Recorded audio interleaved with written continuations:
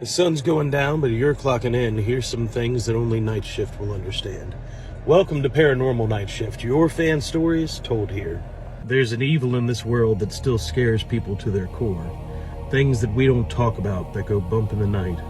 There's a reason why The Exorcist is still one of the most scary movies for most people. There's no mask-wearing psychopath lurking in the shadows. No, this is an evil that shows itself in broad daylight. Today we're talking about demonic possessions, and this story rings true. Maybe you shouldn't mess with things that ought not be messed with.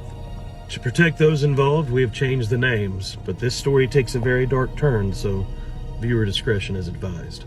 Summer and Hope, that's our names.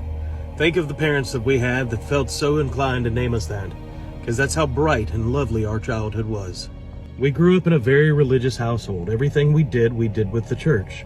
All of our friends were friends that we made with the church. But in 2008, when the market crashed, our faith was tested. Dad lost his job, and we kind of lost faith with the church. The church was great until we couldn't pay to do the things that we used to do. I understood, but not my sister. She always questioned her faith after that. She always had a resentment for the church after that. And she started hanging around with new friends. A couple years before that, Mom and Dad would have never let us do this, but they were both busy trying to find work and just keep us afloat. So, we were left to our own devices, and we decided to throw a party one night. We've all heard of the game. Maybe you've even played it. You stand in the bathroom in front of the mirror, you turn the lights off, say her name 3 times, and then maybe, depending on what story you hear, she appears in the mirror or directly behind you. We thought it was a game.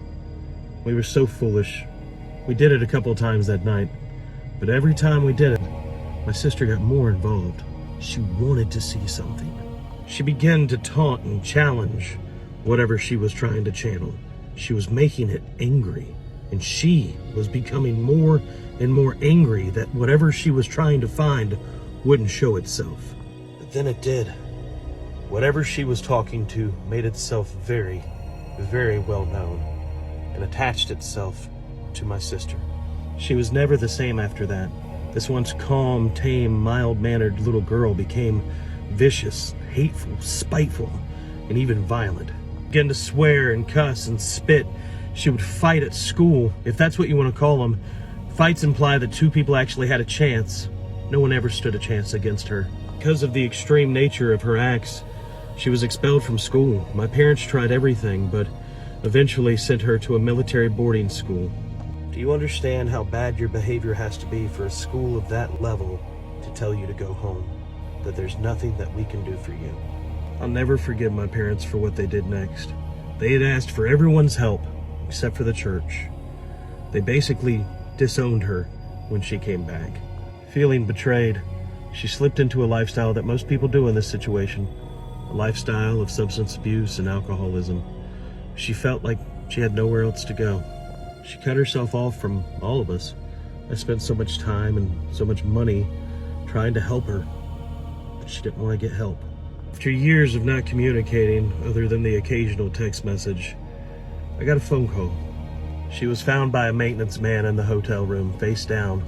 The hotel had called me to collect her personal belongings. I went into the room and it just felt so dark. The energy was so dark and depressing. I didn't like being in there. It felt like something was pushing down on me the whole time. I gathered whatever I could, but of course, before we left, I needed to use the bathroom. As I entered the bathroom there, standing in the mirror, the same thing I saw all those years ago, and it was smiling.